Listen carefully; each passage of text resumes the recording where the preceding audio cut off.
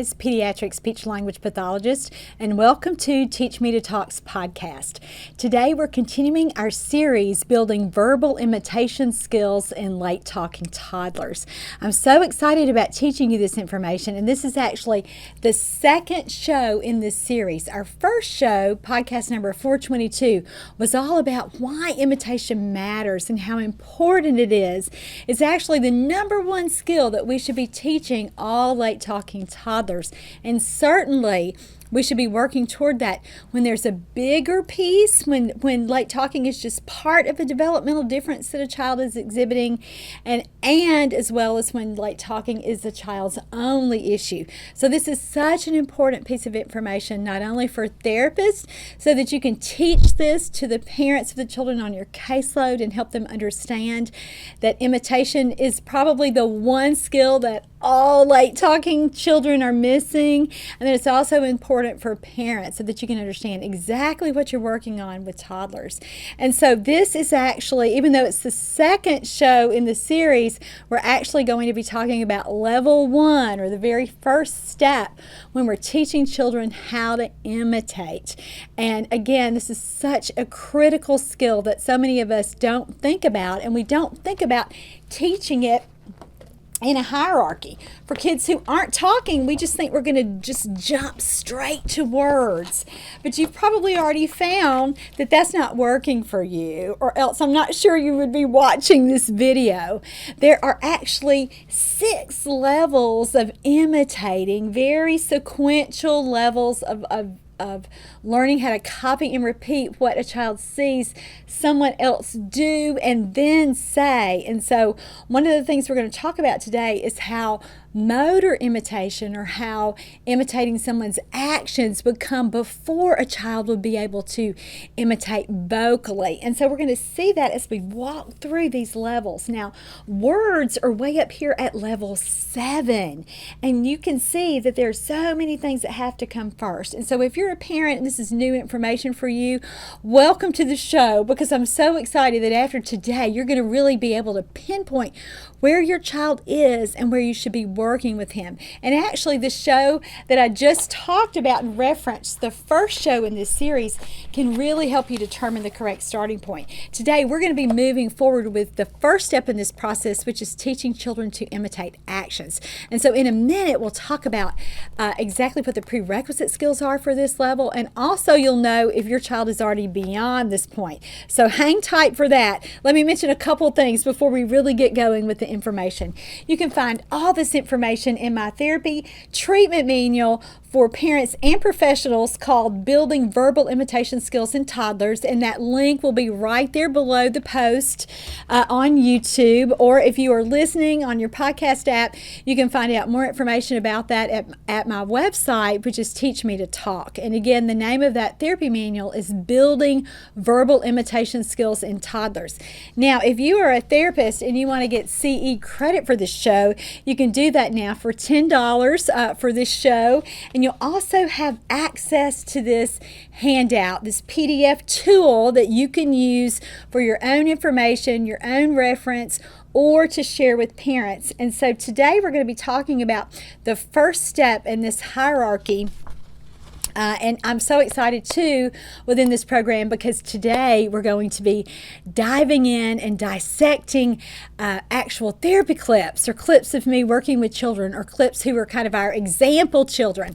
And so we'll be doing that as we move through this series, and I'm so excited that we're able to offer that to you, because that's certainly something we wanted to do in the past here with our podcast, and so we're getting to do it in this program. So again, I'm so excited that we get to bump it up a little bit. You know, before we've always categorized our podcast as really introductory information.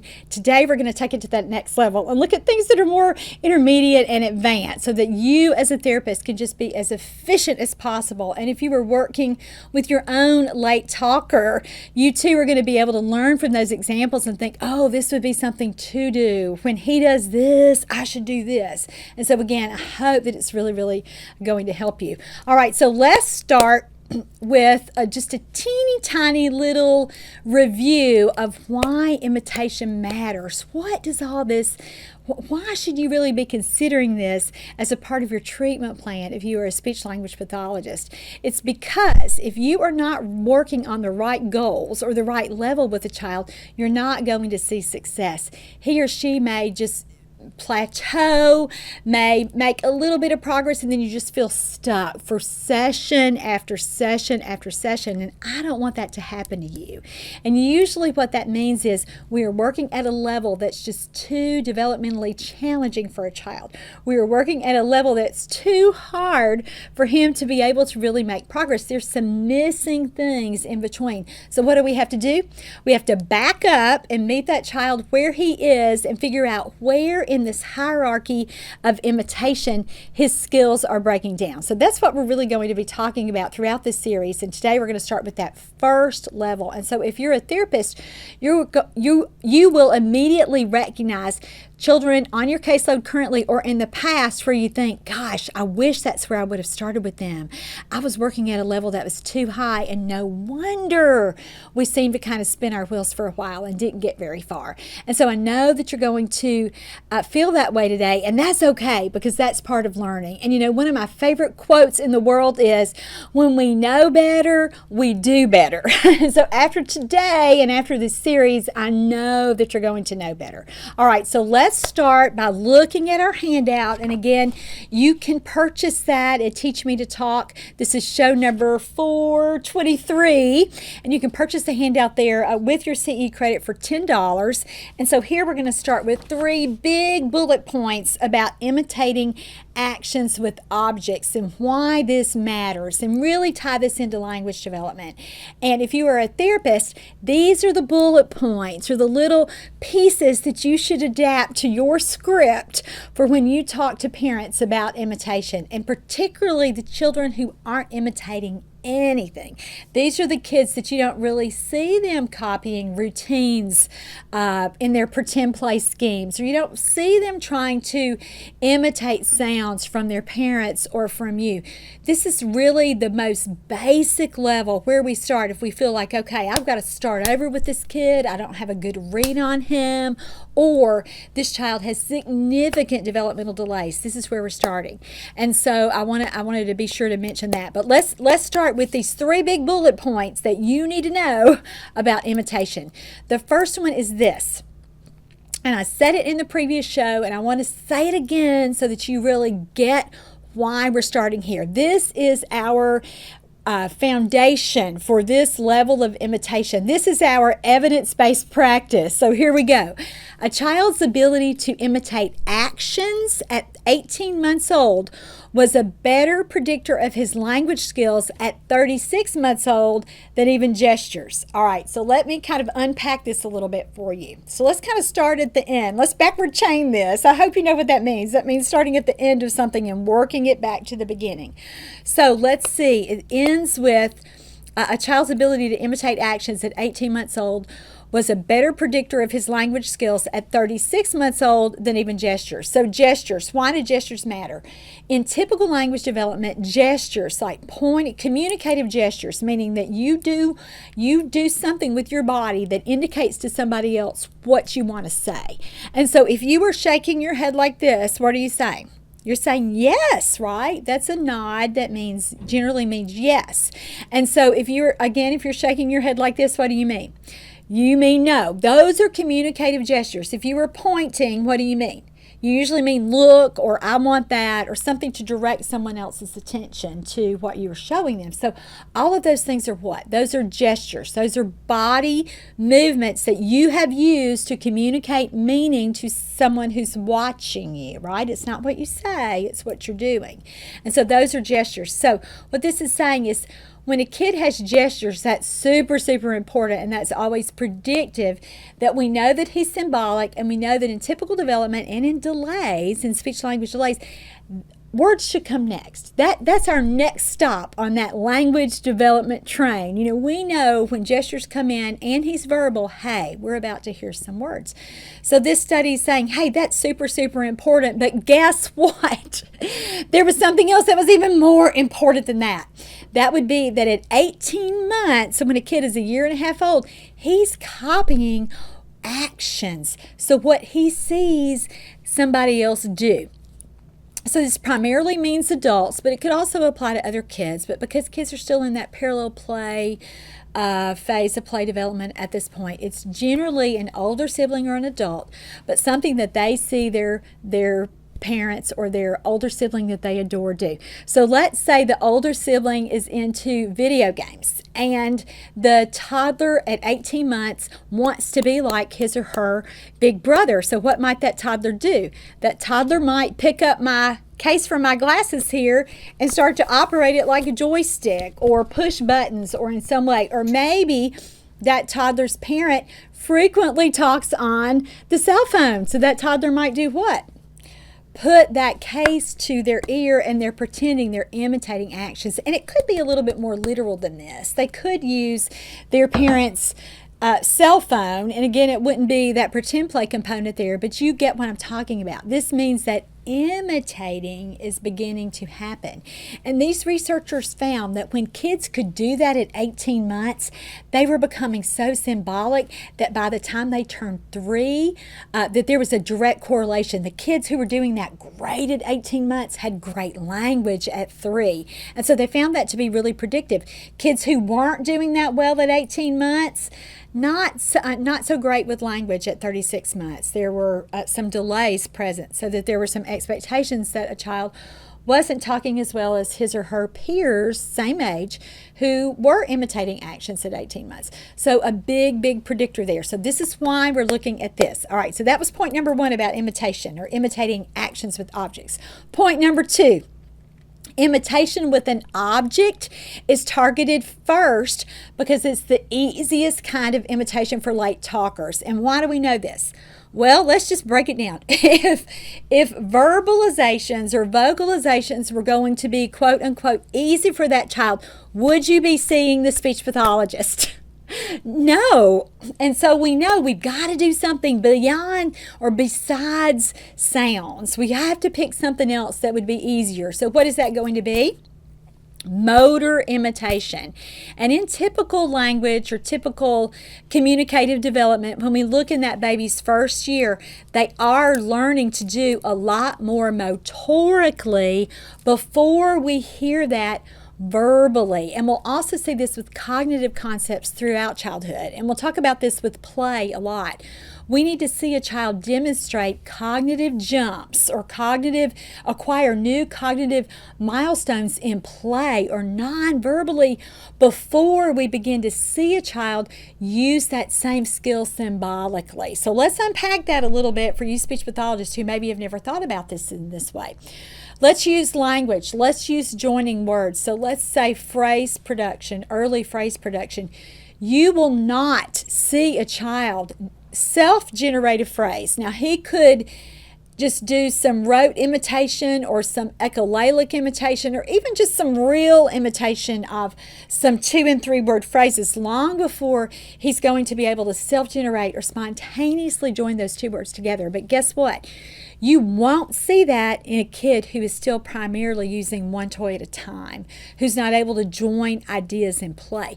So when we have our little guys that are just so fixated on maybe, laying down on their tummies and they've just got Thomas the Train or their car or truck or something with wheels just right in front of their little faces and they're just rolling that back and forth. Or let's say that it's a tractor or some kind of vehicle like a bus that a child can put the people in or hook something on the back, and you try to do that with that kid to expand his play routine and to bump him up a little bit, and he goes berserk because he doesn't want you, first of all, messing with his routine. This is what he's doing. He's probably self-stimming and getting a big visual bump from watching the wheels spin and spin and spin. But the second thing is, Ideation-wise, he's not able to really tolerate anything beyond, this is my vehicle and I'm going to move it. If you try to add, again, if you try to join something with it, he's just not ready for that. And what does that do? It icks him out, as I like to say. He doesn't want any part of it. He doesn't understand it. Too hard for him. It's like when we listen to, or when someone tries to communicate with us in a language that we neither understand nor can speak. And so you're kind of, at the beginning, trying to stay along with it, but eventually you're like, okay, I can't do it. I'm sorry, I'm out of here. So again, that's what our kids do when we're doing that too. And so when we see that a kid that can't join that, can't do that, there's no way that he's going to be able to join that in play either. And so this is why, again, we've got to really pair. I've got to see it non-verbally before I see it verbally. And so that's what we're going to do with this imitation. We're going to see it non-verbally before we see it verbally. I hope that makes sense to you. If it doesn't, hang tight. You'll get it. You'll get there. I'll hopefully give you an example that makes better sense to you as we go. But that's point number 2. All right, point number 3 about imitating actions with objects imitating actions with objects is critical to teach when we see that there are also, beyond verbal delays, that a kid has some cognitive delays, some motor delays, or either pragmatic delays. Now let's run through what these are. This would just mean that there's more going on here than late talking. It's not just that the kid isn't talking. It's probably also that he or she isn't understanding language. And so automatically we know that that's a receptive language delay, that it's not only the expressive piece, but the receptive, how a kid receives it, that input piece, and he's not linking meaning with words. And when we know that there are receptive delays, that's usually due to what? Sometimes a cognitive delay. Now let's say a kid can have a receptive language delay but cognition still be a strength, but let's reverse it. When there's a cognitive delay, receptive language skills are always delayed. I mean, 100% of the time. Close the book. You know, we know why that kid qualifies for speech, because he has a cognitive delay. How he learns, he's just not able to retain information or remember information, apply information. It takes him longer. He needs more repetitions before he learns it. And again, that's just how it is. That's just a child's learning profile. That's how they've come into this world. So we know that about them. And so when there are cognitive issues, we know that we have to start teaching imitation again at the ground up if a kid isn't getting it on his own. Now, how do we know best that cognitive skills are moving along with a child? What did we say about that? We said we measure it non-verbally, and the best way to measure that is through play. So how are they playing with toys? At this point, are they using toys appropriately and functionally? And that's not to say that a kid can't have some quirks and do his own thing some of the time with toys, but it is to say that they understand what things are for. And so do they understand when they see a hairbrush in a baby doll set that they could brush their own hair with that? Do they understand that they can take a drink from the cup? Do they understand that the shoes go on their feet? You know, how are they matching pictures of things, or not pictures, but ideas? You know, how do they understand? Are they learning? These are what these really common objects are in my house that I see every single day, and this is what we do with them. And that's cognitive development for a baby. And when a baby is nonverbal, when he can't tell you, shoes, they go on my feet, he can show you that he gets it by reaching for the shoe and then trying to put it on his foot, or trying to put it on your foot, or trying to put it on a baby doll's foot. That's how we know. And so again, when we don't see that, we've got to teach it. And so that's why starting with imitation, teach me to imitate, actions with objects, that's our first step here. So we also need to start here when there are motor delays.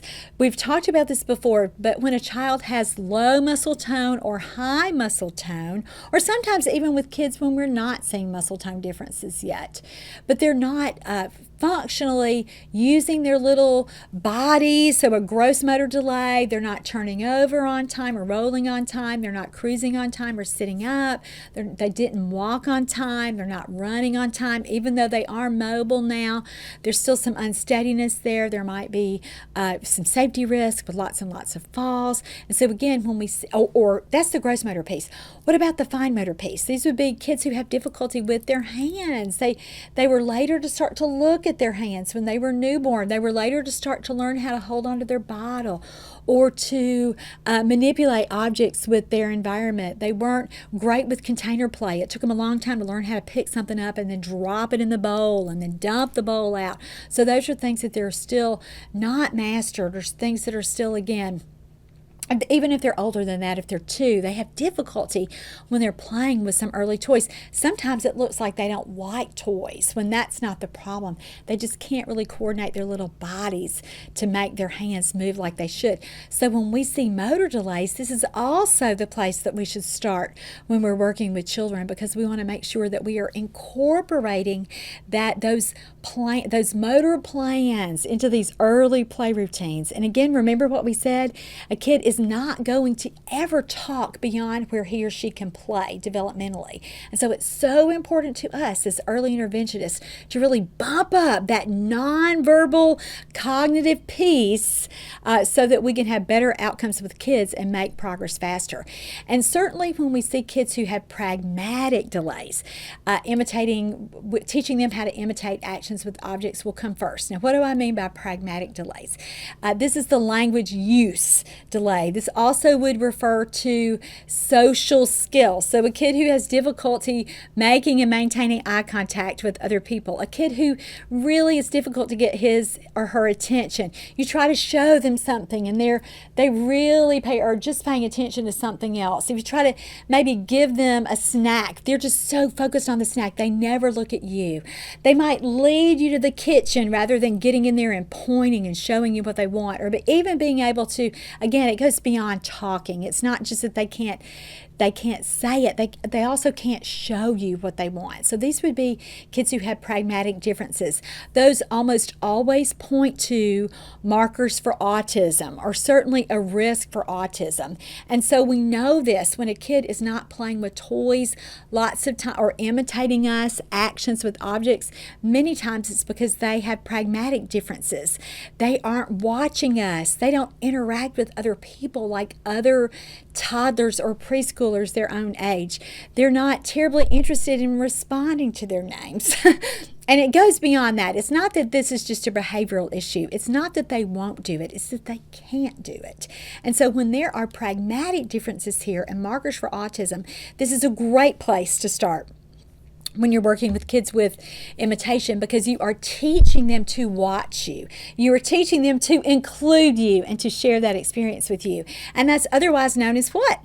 Joint attention. And it's one of the very first things that we work on. And it's certainly a key component to any speech therapy treatment plan or any early intervention OT plan or developmental intervention plan or early development, whatever you call yourself. You teach your people in your whatever your program happens to be. So that's where we would start with these kinds of kids. All right, so let's take a look. Remember, I referred to this at the beginning when I showed you my chart from building verbal imitation skills in toddlers, and we said that words are way up at level 7, but when we have a late talker, we can't start there. We've got to go with a really sequential way to look at imitation. And today we're at the first step in this process, which is imitating actions with objects. So I want to show you this on a graphic, and I want you to look at this so that you can see where we are. Level 2, after this level, we're going to bump up to body movements and gestures.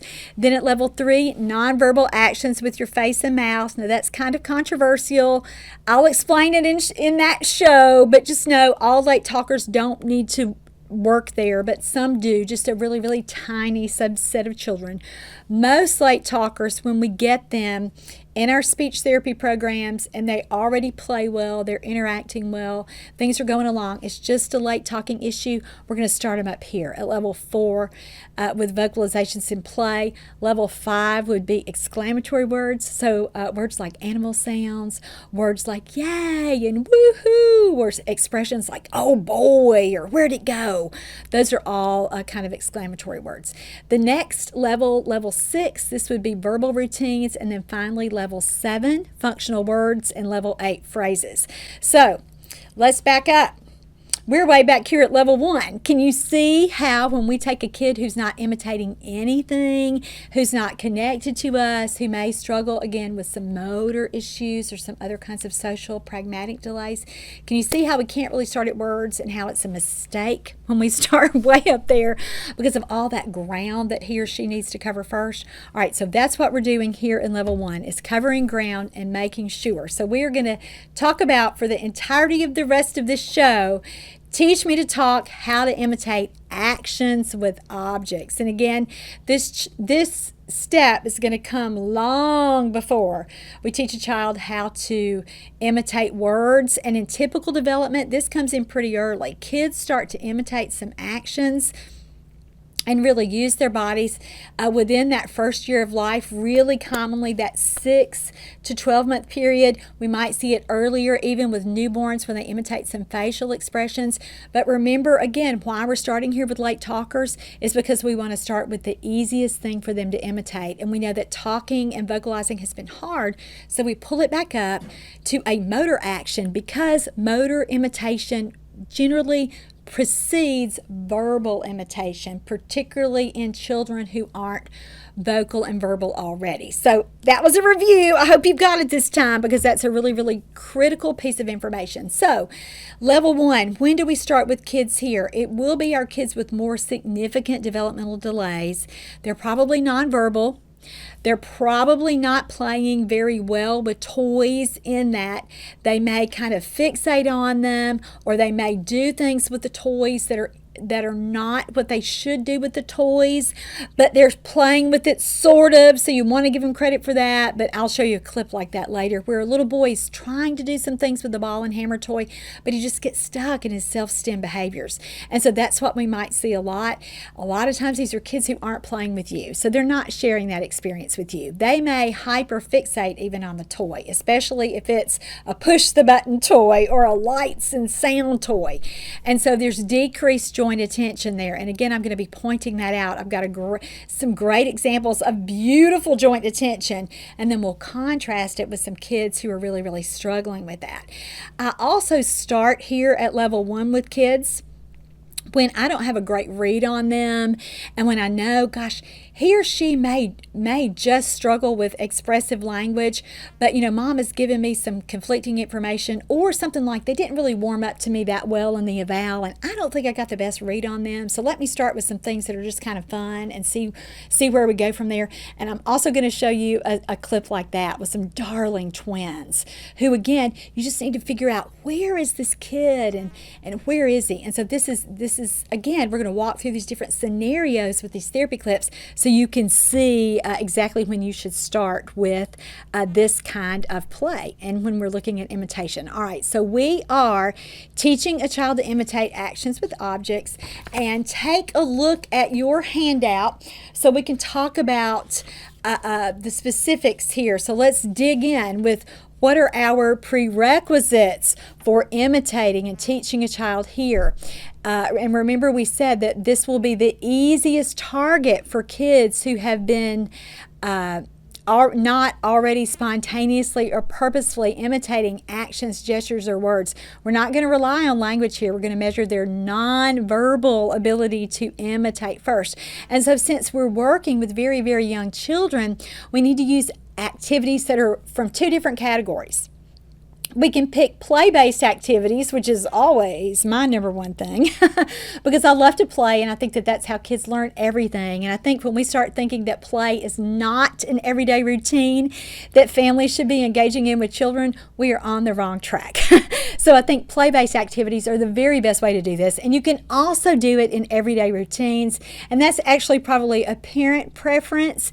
And I remember parenting young children. We had 3 little ones. Our boys were back to back, and it was hard to do anything outside the context of everyday routines. But being the play a champion that I am, we always try to make time for that and make room for that. And so certainly even as busy parents, we ought to be saying, hey, you can do this. You can teach him how to imitate in everyday routines, and that's fantastic. And I want you to do it because you'll remember to practice it over and over and over.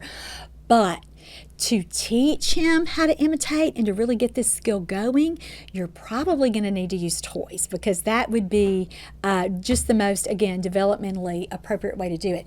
Now, remember what I've already said about 15 times now.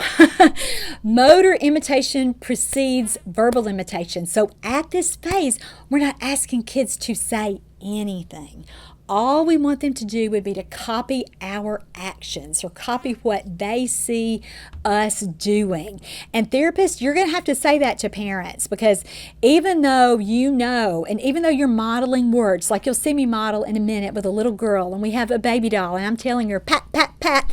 You know, as a mom who's concerned about her child talking, she's going to go to, oh, she wants her to say pat, pat, pat, pat, pat, pat. When our goal here is for the child to watch us and then what? Pat the baby doll herself.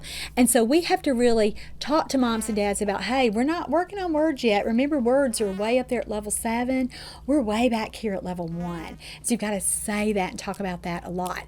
Another really important point is that toddlers and certainly preschoolers who are still not talking will physically be able to do these things pretty easily in level 1 unless there are lots of motor concerns. And even if there are, you still need to do this because they need the practice. They need the play practice and they need the motoric imitative practice. But most of the kids on our caseloads will be able to physically do these things. But here's the kicker. They've got to do it in imitation of you. And remember, why is that important? Because imitating is how we learn everything. And so remember what else we said? We've got to get kids to imitate non-verbally before we can get them to imitate verbally. So that's what we want to do. We're going for imitation here. And remember what we said too in our last show about why imitation matters. You've got to get them to do it often so that you are getting that immediate imitation so that you can really get that efficiency going. If it takes them 15 minutes to imitate something that you've done, that's not very efficient. You're not going to accomplish very much. And certainly for some of our kids who are significantly, particularly motorically delayed and cognitively, there's some big cognitive differences there. Yes, it may take weeks and weeks or months even, or certainly within a session, you may have to work on something for a long time before you get it. And that's just how it is. But when we can speed it up, we certainly want to. And so that's when kids, again, really learn how to talk when that verbal imitation piece just gets, pretty consistently back and forth, back and forth, back and forth.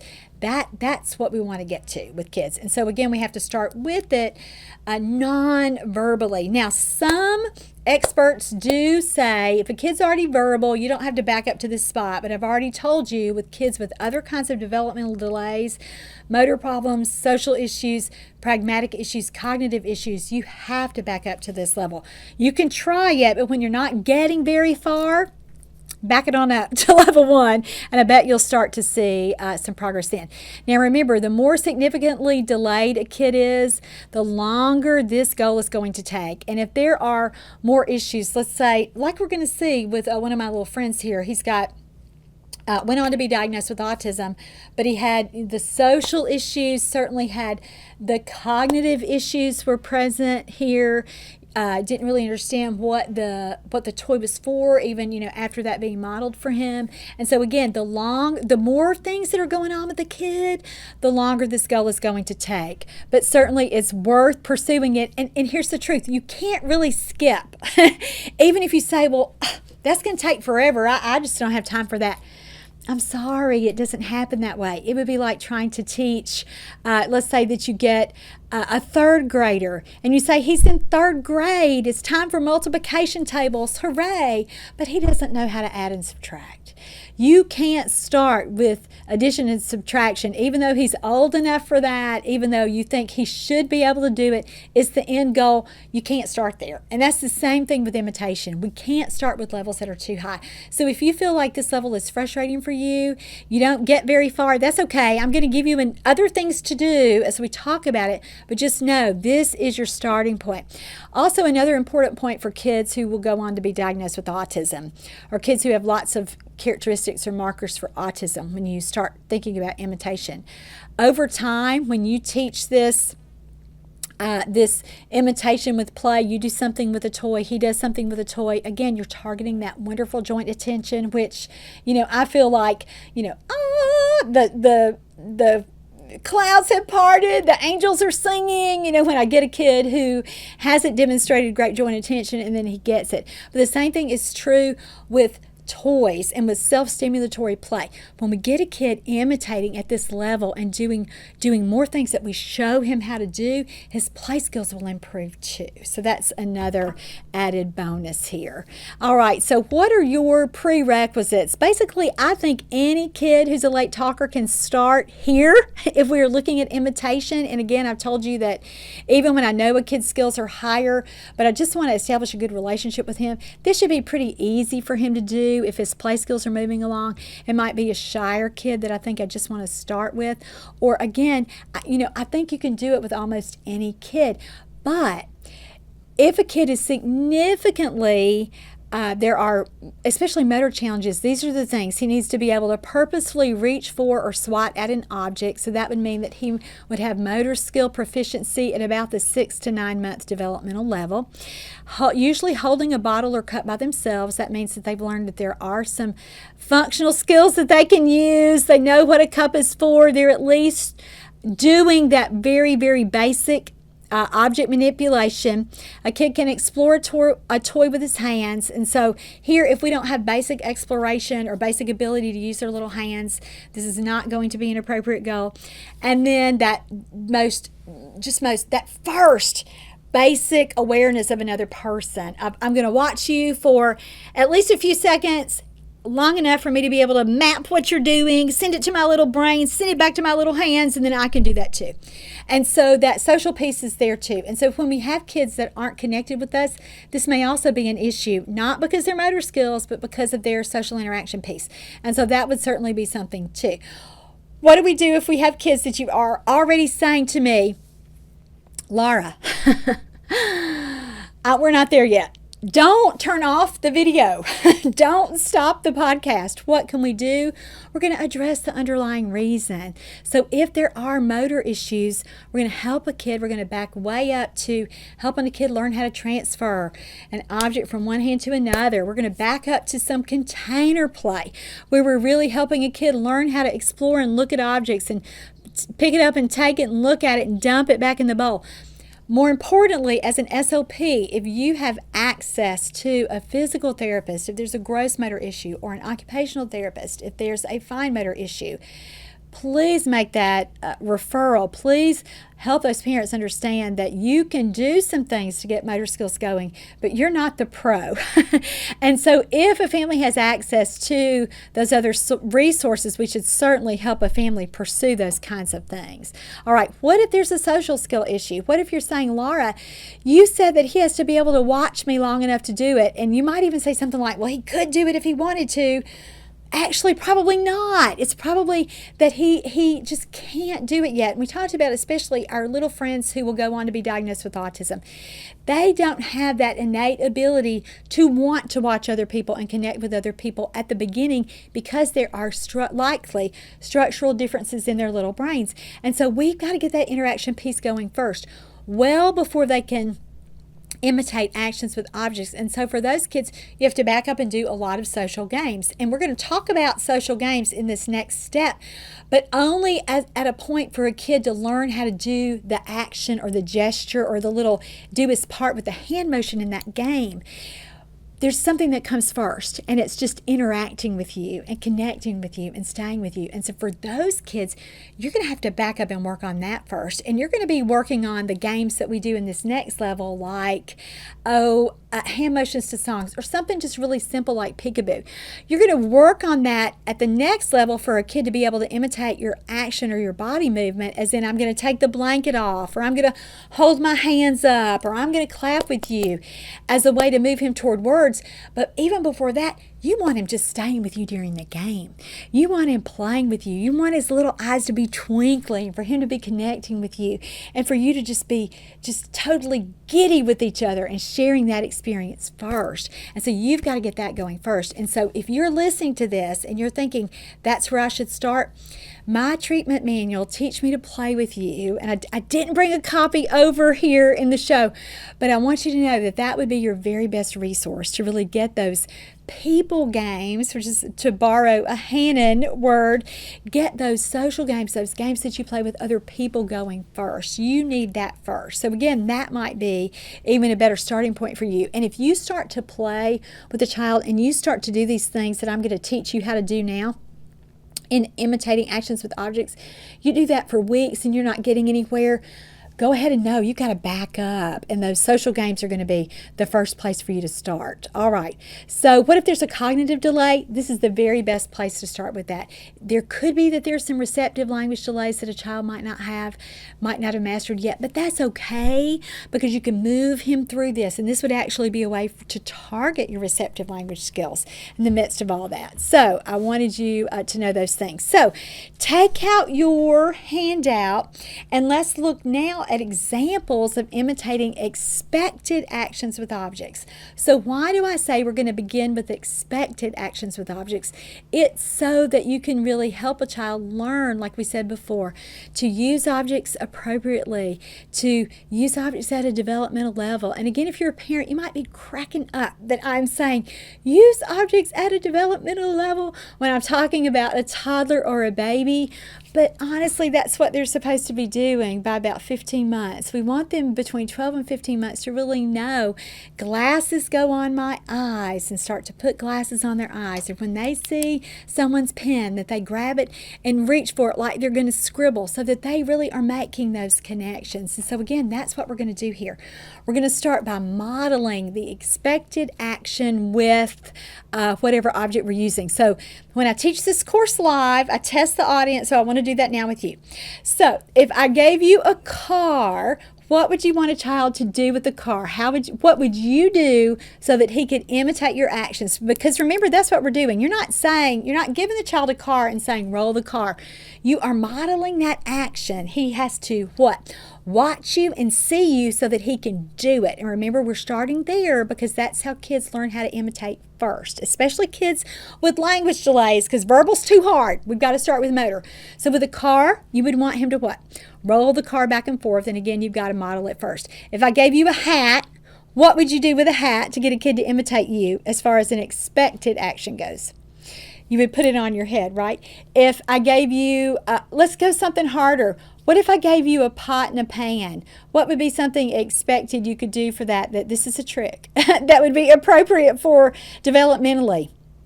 What would it be? If you didn't, you could certainly, if you had a spoon there, you could stir with a spoon, you could do that. But another developmentally appropriate thing to do would be to turn that pot over and what? Bang on top. So again, think about what would he do with this? What should he do with this? What could he do with this? And that would be that, pardon me, expected action that we would want him to imitate. So remember, that's what we're looking for here in this phase, is for a child to be able to imitate something that he sees you do. All right, so let's talk about this for a minute. What does it mean when a kid is not doing this? Well, let me just say, typically developing children, and children when there's only a talking delay, when it's just an expressive language delay, this is easy for them. So when you see a kid that you've got his attention, He's settled enough to play with you. He's watching you or maybe not watching you. That gives you a lot of information. If a kid is truly typically developing, this will not be hard. You're just going to model these actions in play and they will imitate it. I'm going to show you some things with some kids who aren't even one yet who are doing this, and so you'll start to see how it should look in typical development. But for our little guys that are late talkers, this is going to be a lot harder. And again, why? Because they are just not wired to do this. They are not wired sometimes to imitate like we see with our other kids. So we really have to build them. We have to build those skills in there. But part of this show is giving you examples of typically developing babies so that you can look at that again and kind of compare it. But I'm going to show you two very different toddlers. And again, these are both children who were within the realm of typical development when I saw them. And when I knew them, when they were right around their first birthdays. Similarities, both kids live in homes with both parents, but the parents had really different parenting styles. One family was super laid back about developmental milestones. One family was not. That mom was actually in school to be a therapist herself, so you can kind of see that dichotomy there. But guess what? Both babies were very typically developing, and I can't wait to show you these little clips because you can, even though you can see some similarities there, you know, I've pointed out some differences. So I want you to pay attention to that. This first clip is with a darling little girl that was just a couple of weeks shy of her first birthday, and so I want you to watch this little clip and pay attention to what we're talking about here, which is what? Teaching a child to imitate actions with objects. We've got a sweet little baby doll there, so watch this clip and think about how she imitates. Look at your baby. I see your baby. Look at that baby. I know. Can we give her a kiss? You give her a kiss. That's right. I love it. You gave your baby kisses. You give your baby a kiss. You give her a kiss. Give her a kiss. I love it. Yay. Wasn't that adorable? And again, that was a little girl that wasn't saying anything at that point. I mean, nothing. But her imitation with objects was just right on. That wasn't hard. I had not taught her how to do that. I obviously knew that family and knew that little girl through some other kinds of exchanges that we had, but imitation was moving along beautifully. All right, let's look at this second little guy. He was about 9.5, 10 months old when we took this clip, and I want you to watch him with some imitation with objects and just how easy it was to get this going. Ball. Oh, I got him. I got him. I know.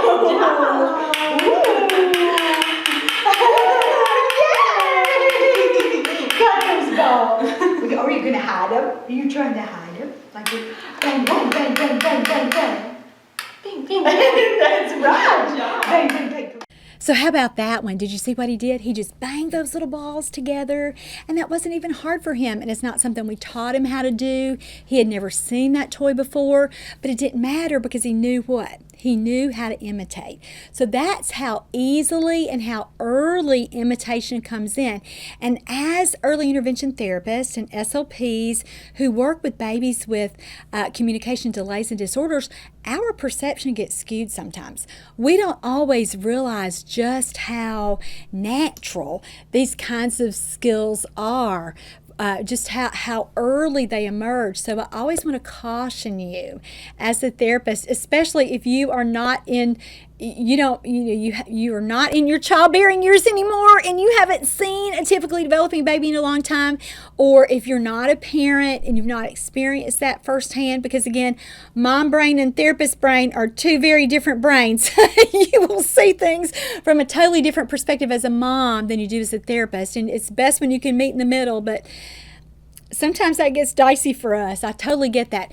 But my point here is, if you don't have a good reference for typical development, you've got to find yourself a community program to volunteer in, go to church and work in the nursery or the preschool, and remind yourself of how imitation develops, because again, this is the number one skill that we should be teaching all late talkers on our caseloads. All right, so another similarity, not only did those kids imitate with those objects, what else did they do?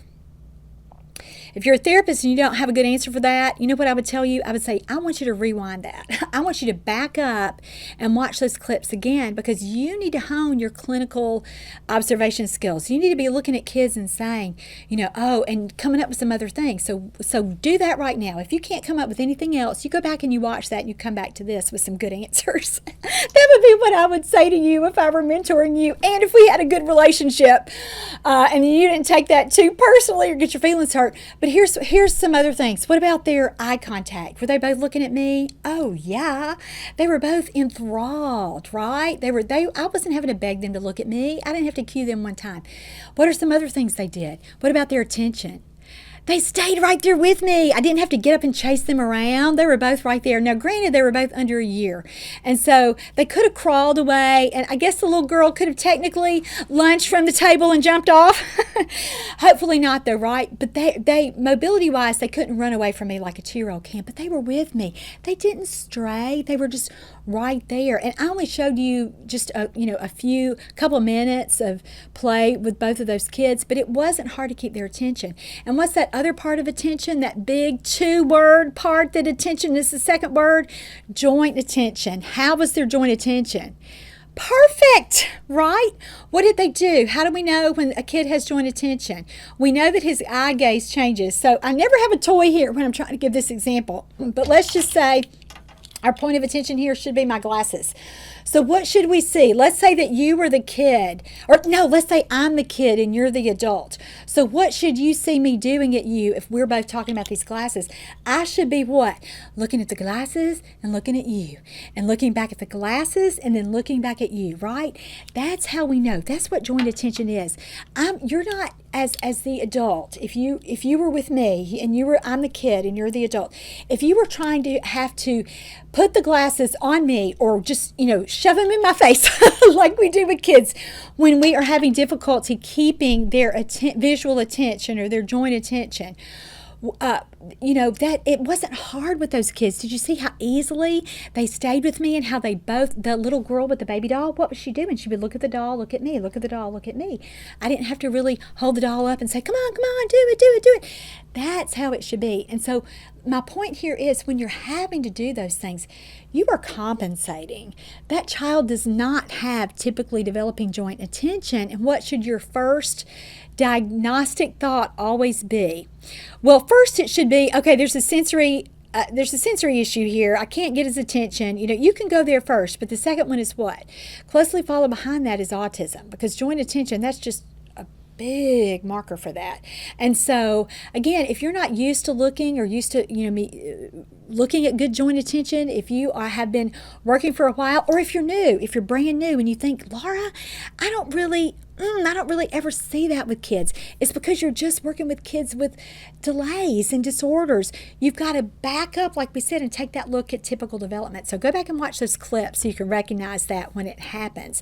I want you to be able to see that. So we talked about the things that we look for right there. If a kid is not sharing that experience with us, we know we've got to make some changes. So what are some things that we can do? Okay, so I'm already saying, okay, you better work on joint attention. So let me tell you, let's talk a little bit about how to do that within the context of this course. But I also want to say, if you know that a kid you're working with, that you are listening to the show and watching this show just for the sake of treating a kid with autism, and you already say, his joint attention is not where I want it to be, I don't think I can move forward with this with this verbal imitation, because I'm going to have to stay here for a while. I wish I had some more information about this.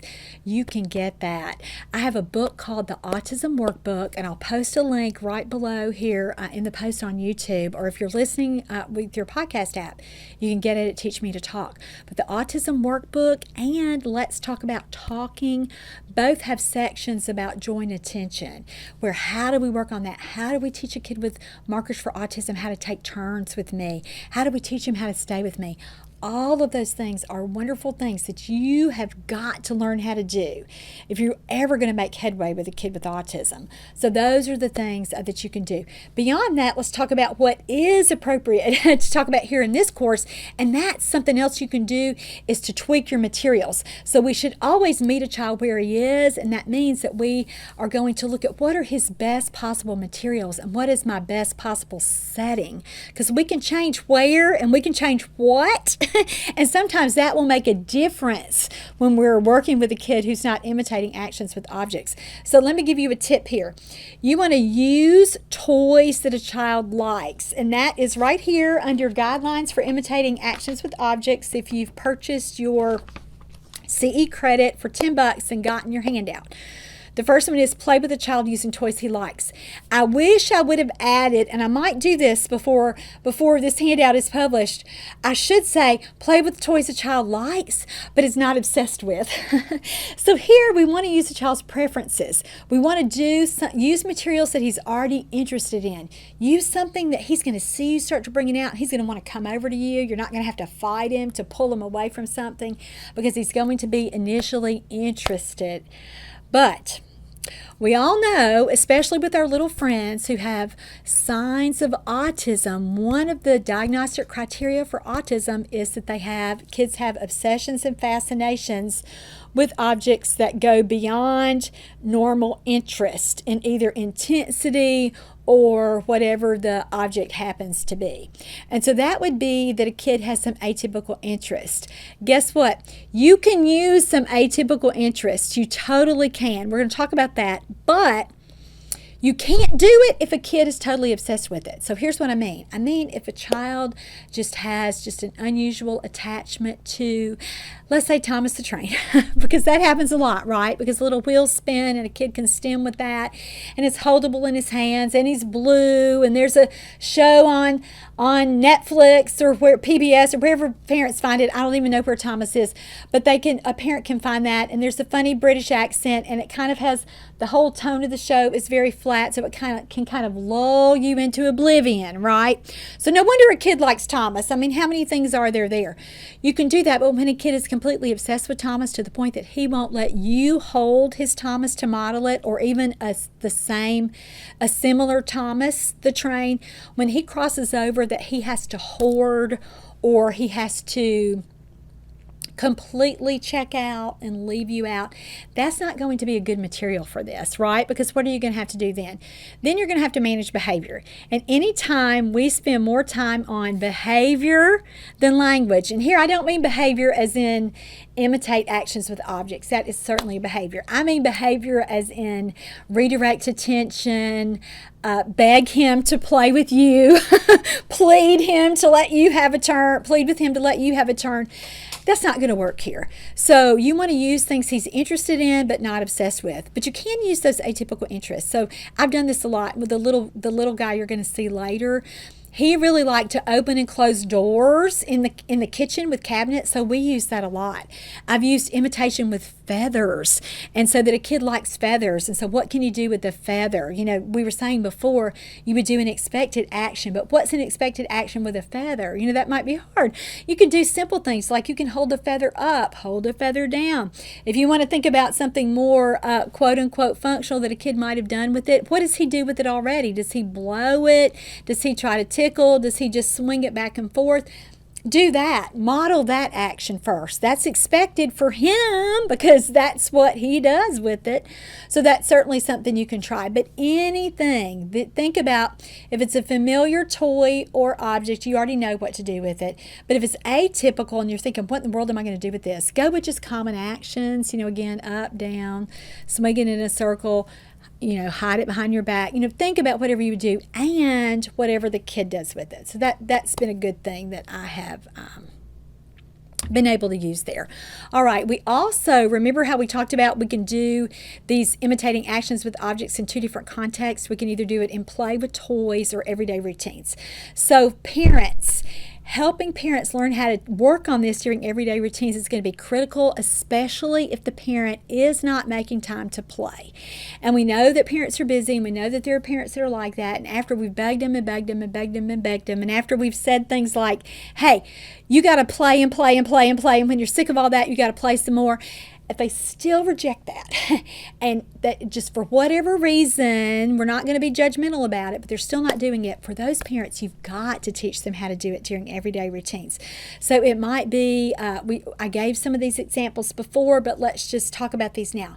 It might be that a child learns when after bath or during bath, mom's going to do some things there. So it might be washing his arm with a washcloth. She washes his arm with a washcloth. He's either holding his own washcloth or getting the washcloth from mom and doing it himself, or maybe washing the side of the tub. Anything that we can work in. In a meal, what might it be? It might be that you could do it with a social game where they learn to kind of clink their little, mom's glass to his sippy cup, something like that. It might be that he, again, holds his sippy cup up or puts it down. It might be that with his spoon, he picks his spoon up and, does it in the air like mom does. Or something more functional where he reaches in, mom models, she's going to take a bite of his yogurt, and then he takes a bite of his yogurt after mom. So anything that you can think of like that a family would remember and that a mom would be able to do. Now let's talk about novelty.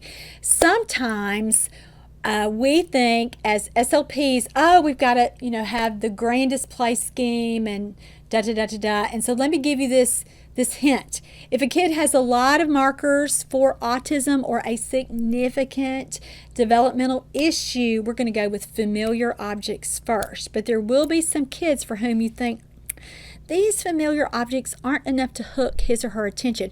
For those kids, you might have to go with novelty. And again, with typically developing kids, I don't know that I would, or closer to typically developing, that it's just an expressive language delay. They're typical in every other way except expressive language. Sometimes with those kids, you've got to have some toys that, again, especially if they're a little bit older, closer to 3, you've got to have some toys that are going to be more novel. So that's certainly a tip that I might use. So let's get back to these guidelines for how you do this. We've already said we're going to play with a toy that a kid likes, or use a familiar object in everyday activities, or if there's a kid that for some reason we can't hook his attention, for that kid we're going to use a material that's a little bit more novel. When we're doing these things, what do we say about talking for the child? The child says nothing. We have no expectations for talking. If we get words here, hallelujah, that's a gift. But mostly this is where our target is nonverbal. So it's that imitating actions with that object.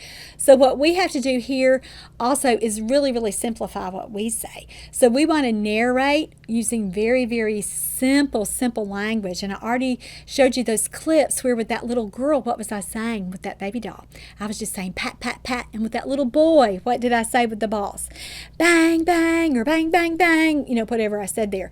So you've got to use really simple language. And I like to use words that if a child were going to be able to developmentally imitate, and I'm going to get that hallelujah gift right there, I say things that I think he would have an easier time imitating. So with the balls, you can use an exclamatory word that we're going to talk about later, bang, bang, bang, or you can just say, ball, ball, ball, or boom, boom, boom, or, if a kid's into numbers, if you already know that's something that he loves, or the parent just kind of says that all the time, 1, 2, 3. So again, narrate using very, very simple language that you think the child is going to like, that will hook him, and usually those exclamatory play sounds are the way to go with that. The next thing we want to do is imitate and respond to the child to encourage that social interaction and joint attention. So you're not going to just have and I kind of snicker about this with, sometimes how we used to do therapy kind of in the 80s, or maybe some of our colleagues who were maybe ABA therapists who aren't as play-based. They're just super, super structured, even with toddlers. Don't get me started on that. But also that, where even if you are just kind of testing a child, where we line up objects and that you would one at a time kind of, you give him a set of balls and you've got a set of balls and you bang them together and then you put them down and then you're going to give him a bowl and a spoon and you have a bowl and a spoon and you're going to stir and then you're going to put it down. Don't do that. We want to make this more naturalistic in the context of play, and we really want to, again, make it more play-like where we are initiating and we're responding and there's that back and forth, nice communicative flow there. The next thing we want to do is be sure that we're modeling familiar actions with the toys first, and that again is to get that comfort level, that familiarity built so that we know what we're doing and so that we don't give a kid credit for just going off and doing his own thing. We want to keep it pretty simple at the beginning. And that's the other thing with parents too. Sometimes they get so excited about the novelty and they hear me say things like ratchet it up and be more fun, and everybody just kind of goes loosey-goosey. We don't want that. We want to have some structure here. This after all is science. So we want to do that. So you really want to start with those familiar actions first. And you're going to see some more clips of this in a minute. And if a child isn't doing it, what do we want to do?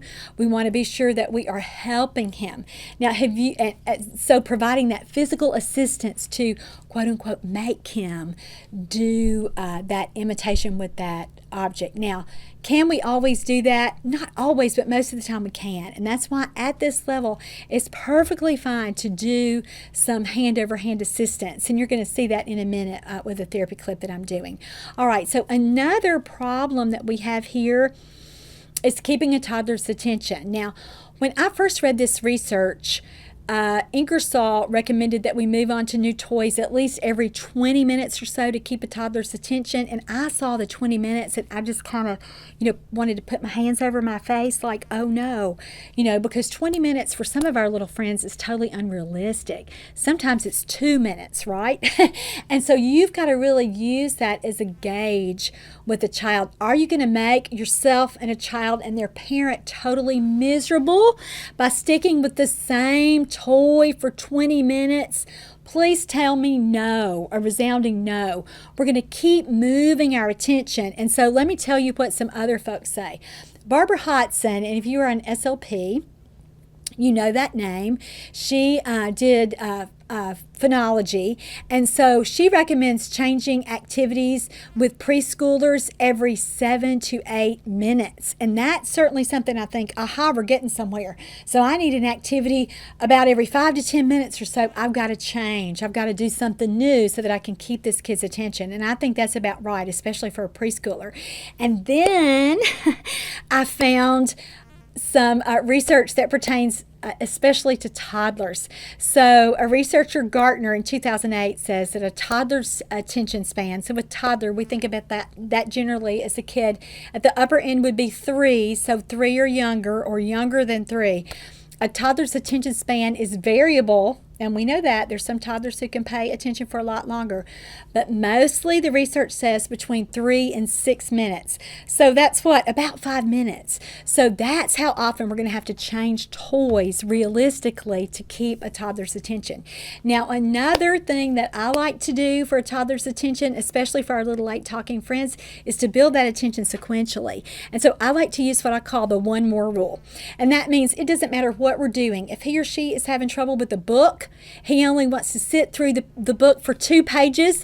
I just want to try to get 3 pages. And to do that, what am I doing? I'm just saying, one more, come on, one more. And I flip that page and we do that next book or whatever we're doing. And with a book, what could you do? You could do some imitation with the pictures or some actions. You've got to model it first. So you could pat the picture like, pat the puppy. You could kiss the baby in the picture. You could knock on the door of a car or the door of a house in a picture. Those are some things you could do with that book. Let's say it's a puzzle. Let's say you have a 9-piece puzzle, and I've got a cute therapy tip of the week that's Christmas themed about using, I'll try to post that link too, using a puzzle. What can we do to teach actions imitating actions with objects with the puzzle. And so again, if a child has just done 3 pieces of the puzzle, I don't try to get him to sit through all 9 pieces. I'm just going for 4. I'm going for that one more. And so that's how we extend a toddler's attention. And so if you're working with a child, your own child, or a child on your caseload who's a toddler, and you think, oh my goodness, he doesn't even have 2 minutes worth of attention. How am I ever going to get him to do this? You're just going to build it up one turn at a time. One turn at a time. And that's what you keep thinking about. And you just think, this session, he did 2 pages of the book before he moved on. So that means next session, I want him to do 3 pages. This session, he played with me with this ball toy. He did it twice. Next time, I want 3 times. And so again, that's how we build attention with toddlers. And that's what we say to parents. And we don't ever give them unrealistic expectations. And so we say, we're just trying one more. And that's my rule as far as that goes. All right, I already alluded to this a second ago, but I want to say this too.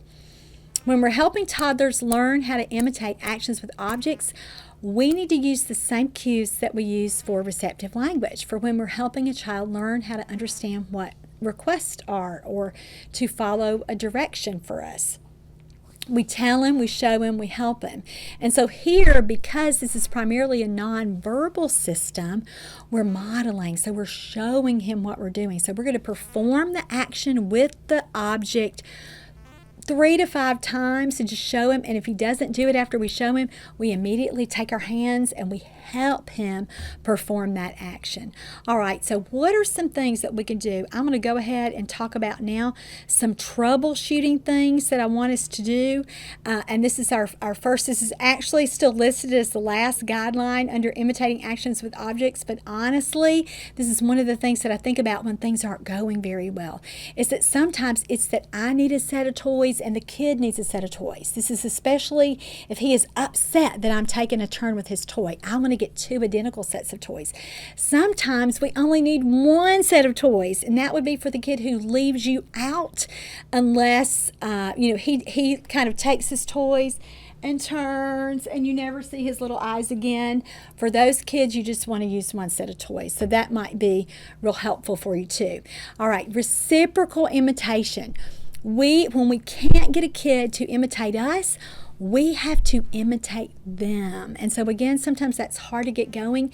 To help us do that, we limit their ability to get away from us. And that doesn't mean that we built them in a high chair, but it does mean that we do this only in small spaces. And we do it only with the child who we are helping get engaged with us. So we're positioning our face right within his face, within his line of vision. So we certainly do that. And again, we've talked about how important it is that we model that simple language and that we again get that affect going. So that's our number one thing. If we don't have kids really imitating us, get that heightened affect going. Be more fun. Be more fun to look at. Be more fun to listen to. Also, make your target easier. If you're trying to do something with a child that's harder with a toy, back it up. If you're trying to get him to push the toy down the ramp on the racetrack and he can't do it, start with just putting the car on the racetrack and see if he can do that. Let's talk about another thing that I mentioned before, power struggles. Do not get into power struggles with toddlers. Why? Because nobody wins power struggles. We don't. And so we want to make this as fun, as enticing as possible.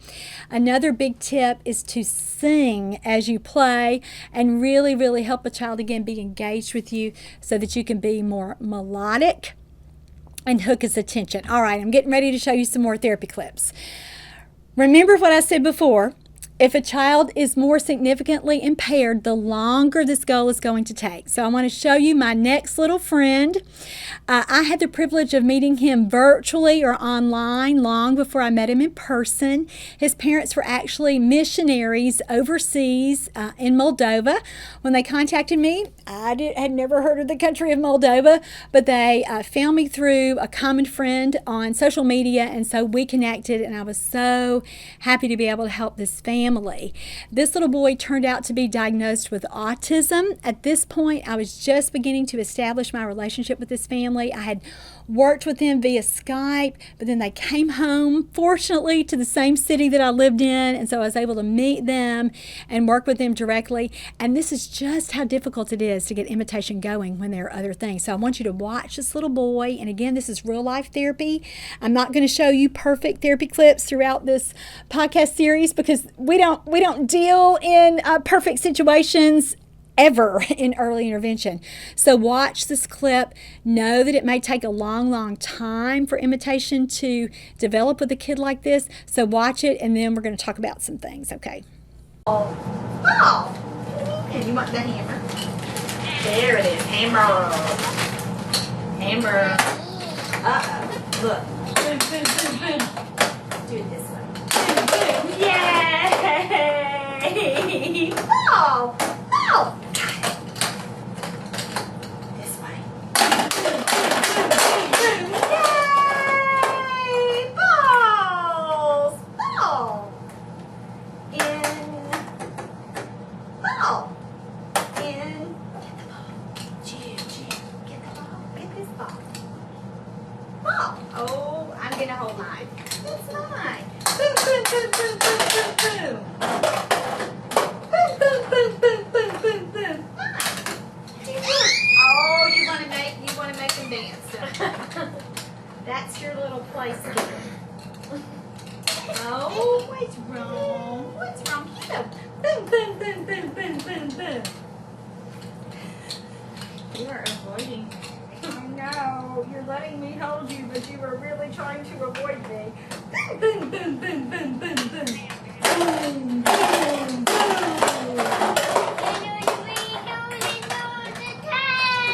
Hammers. In. Let's hit him. Let's hit it. Boom, boom, boom, boom, boom. Yay! You like to hide those back there. You like to hide those. That's kind of a visual thing. I want to see them walk around. Yeah. I know, those cameras. Mine. Oh, okay. Mine. This one. This one. Boom, boom, boom, boom, boom. You hit them. Boom, boom, boom. Yay. Hammers. I'm gonna still stay in your face. You have to stay with me. Here. Boom, boom, boom, boom, boom, boom. Boom, boom, boom, boom, boom. Yay! I have to get one of these back without making you too mad. I know, but then... So how was that little guy's joint attention? Not so great, right? Did you ever see him really look at me? I think that there may have been a little time when he's looking at me when I've got the hammer, but it's mostly me that I've got the hammer and I'm putting myself. I've scooted over just a tiny bit, and he wanted what I had, so he might have just kind of caught my attention or caught my eyes just as he's, again, trying to get what he wanted there. So don't you think that's probably why he's not great at imitating? Yeah, because he's not really with me. He's still really doing his own thing, right? And so when we see kids that are socially isolated like this, what do we say? We can keep working on this, but we really should get them to include us. And sometimes that's easier when we don't have toys. And so sometimes that's why we have to back up to those social games. Remember, I told you can find that in my treatment manual, Teach Me to Play with You. So if that's something you're interested in, certainly that's a better starting place for that. All right, so I wanted just to show you how hard that was. So we talked about imitating expected actions, and we saw those two little friends that were just turning one. We had balls that we did that with, pardon me, and then we have the little girl who's patting the doll and kissing the baby doll, those kinds of things. Those were expected actions. With the little guy that we just saw, the expected action was what? Using that hammer to hit the balls. Now, let me say one more thing. With him, pushing the balls would have been an easier target to get him to imitate, so we could back up and do that. Putting the balls in the hole would be an easier expected action. That's how we could back up.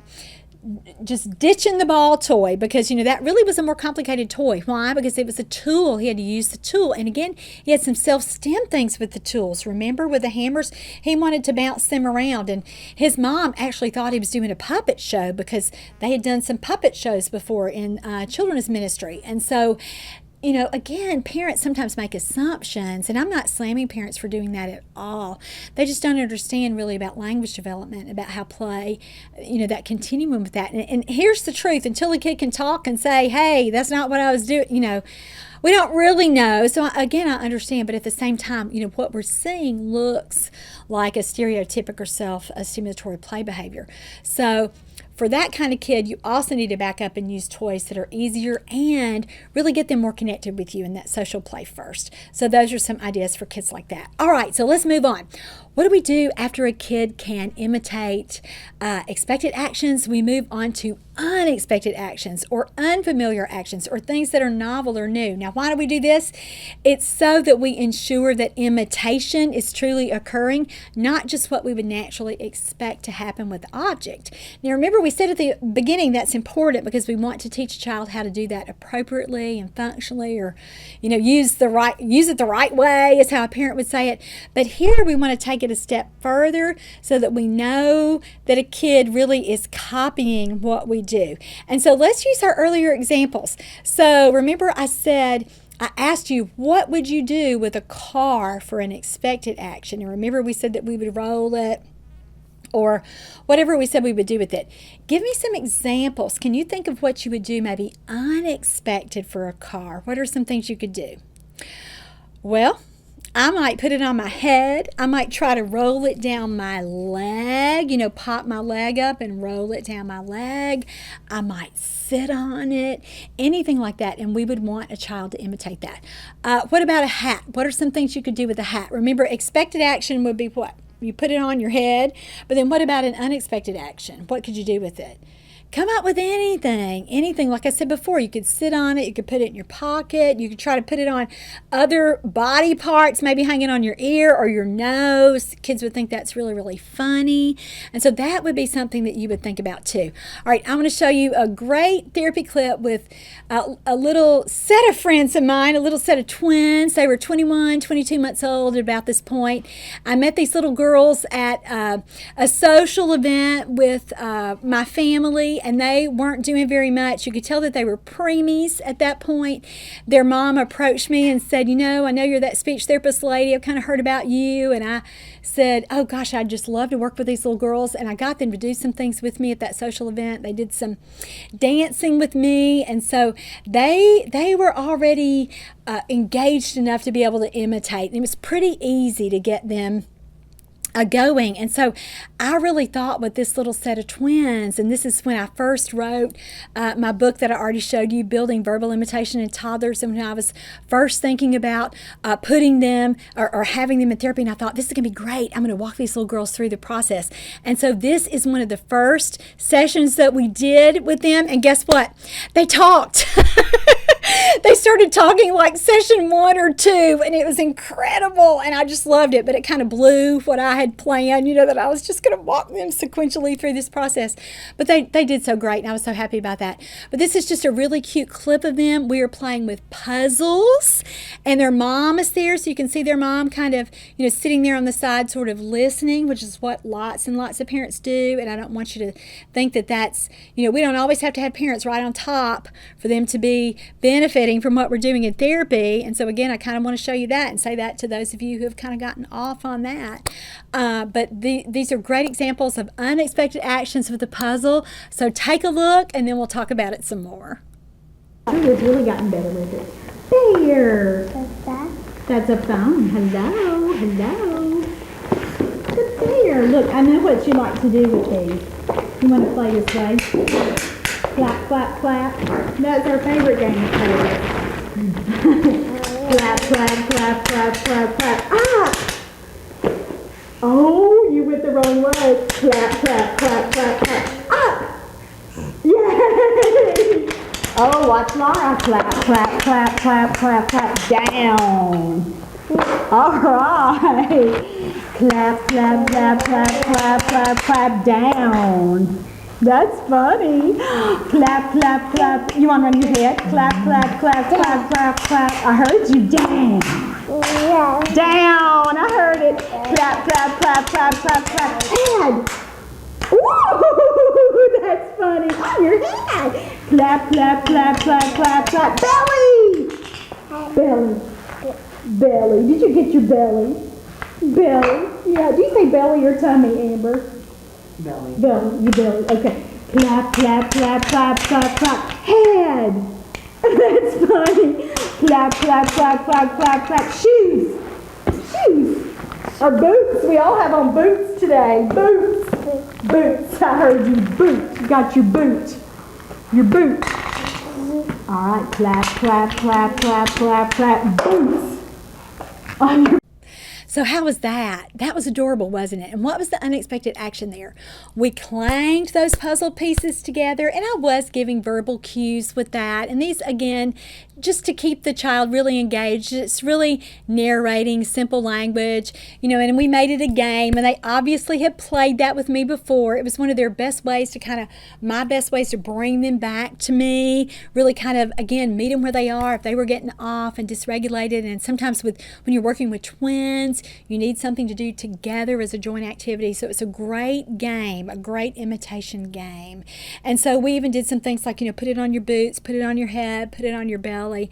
So wonderful, wonderful ways to make sure that a child is really, really imitating. So I hope that you will think about that. And these kids, again, were pretty easy, but at the same time, I've gotten lots and lots of kids to be able to imitate at this level. And this is where we start them. We start them non-verbally before they become verbal. All right, so let's talk about a couple of more troubleshooting tips for you. What if you try this with a child, and again, for weeks, and he's really not doing anything? Let's say that he's mouthing the toys, or he's throwing the toys, or he's just not staying with you. You got to back up. You've got to get that social interaction piece going so that he's with you more often, that you're not having to chase him down, do some things. You might remember what we said, modify your materials and modify your space, make it harder, meaning you're going to play in a smaller space. You're going to kind of corral him a little more. You're going to be more up and more fun, but at the same time, you might have to back up and work on that social connection, or work on just really having him, again, that attention piece, staying with you for longer amounts of time before you're going to move on to try to teach him to imitate. What if a child is too busy? You think, well, he does it, he imitates me, and then he's just off, he has to go run. You've got to get that kid regulated first. So I use what I call a move, sit philosophy, meaning I never think I'm going to sit down for more than a few minutes with a kid like this. We are purposefully going to move, and you can do that just with social games like chasing him and catching him, or throwing him around on the couch or on the bed, any kind of little movement game that you could do with him. And then you sit down with some toys. Then you move to do kind of a daily routine or an everyday routine that you think that he would imitate better in. Then you go right back after you do that for a few minutes. When you're losing him again, get up and run again. You might do something like, if we were here in my office, we would run from one wall to the other wall and one wall to the other wall, and then just do that until I saw him really be able to settle down. We might do a little jumping game. I might swing him in a blanket. Again, the possibilities are endless. We might have a slide so that he climbs up the slide and then slides down 10 times, 20 times, and then we go back to sitting down for the toy. So you've got to really keep a kid regulated so that you can work with him there. Let's talk about one other thing before we call it a day on this show. What about using other kids? I have found that at this level, if a kid is really struggling with imitation, other kids are going to be more of a distraction. Now, if a child is closer to typically developing, if the issues that he's experiencing are more expressive rather than he doesn't have a social interaction problem, he is understanding language, cognitively he's moving along, so he's using toys, other kids may be helpful. But if you spend so much of your time managing behavior, meaning that you've got to keep your kid on track, or sometimes you're managing behavior of the other kid, you're working with a sibling that it's all you can do to keep them with you, and you don't even really get to address the things of your little client because the sibling is really taking up so much of your and mom's focus. And so when that happens, don't use another kid. Get this piece firmly established at the beginning so then that you can move on. All right, that's all for teaching a child how to imitate actions with objects. Remember, this was our first step.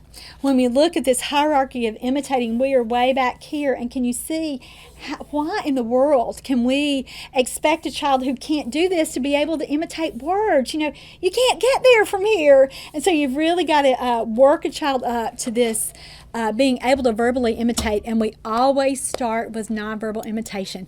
And remember what we said too.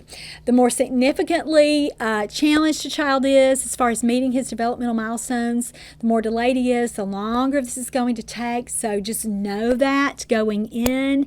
And what else did we say? Anytime something is too hard, what do we have to do? Back up, back up, back up. And so for these kids who can't do it here, we're going to work to get that social interaction going. And I already told you that my best resource for that is Teach Me to Play with You. You can find that link right there below. That's the end of this course, Teach Me to Imitate with Actions. Next, we're moving on to Teach Me to Imitate body movements that lead to gestures. So body movements and communicative gestures. When would we do this? We would only move on when a kid is imitating about a dozen or so actions with objects in that play setting very, very easily. His parents say, hey, he's imitating actions all the time in the bathtub. I can get him to do stuff at mealtime. When you're getting that kind of consistent feedback, then you'll move on. What if you have a kid who's not ready? Don't move on yet. We talked about backing up, and we talked about staying at this level until he's really, really mastered it. All right, if you haven't done so already, please subscribe to my YouTube channel. We would really appreciate that. And that's all for today. I'm Laura Mize, pediatric speech-language pathologist. You have just watched Teach Me to Talk's podcast series, Building Verbal Imitation Skills in Late Talkers, and I will see you in the next course.